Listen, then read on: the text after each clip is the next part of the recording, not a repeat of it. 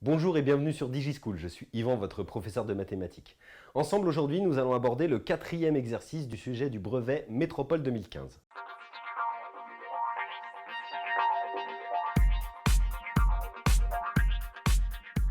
Ici, nous avons un exercice un petit peu atypique puisque vous avez 5 questions qui sont complètement indépendantes les unes des autres, qui traitent même de sujets complètement différents. Donc, commençons par lire ensemble le sujet de cet énoncé et voir un petit peu les compétences que cet exercice va mettre en œuvre.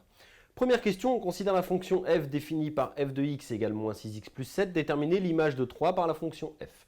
Donc ici, on est sur une question basique sur les fonctions, déterminer l'image d'un nombre par une fonction, rien de bien compliqué. Question 2, Arthur a le choix pour s'habiller aujourd'hui entre 3 chemisettes, une verte, une bleue et une rouge, et 2 shorts, un vert et un bleu. Il décide de s'habiller en choisissant au hasard une chemisette puis un short. Quelle est la probabilité qu'Arthur soit habillé uniquement en vert? Donc ici, on a une question sur les probabilités et on va essayer de regarder un petit peu comment faire pour calculer la probabilité qu'Arthur soit habillé uniquement en vert. Question 3, Ariane affirme que 2 puissance 40 est le double de 2 puissance 39. A-t-elle raison? Donc ici, une question sur les puissances. Petit 4, Loïc affirme que le PGCD d'un nombre pair et d'un nombre impair est toujours égal à 1. A-t-il raison? Donc ici, une question sur les PGCD, autrement dit sur l'arithmétique, donc encore un quatrième domaine. Et enfin, question 5, résoudre l'équation 5x moins 2 égale 3x plus 7. Alors, de manière générale, ici, il y a des exercices qui vont nous demander, des questions plutôt qui vont nous demander plus de temps que les autres.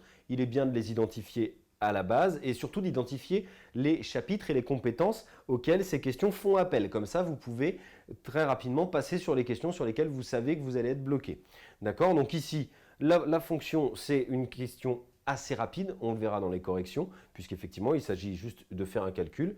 La question 2, elle peut être plus ou moins longue suivant comment vous vous y prenez. On verra, on détaillera ça un petit peu dans la correction.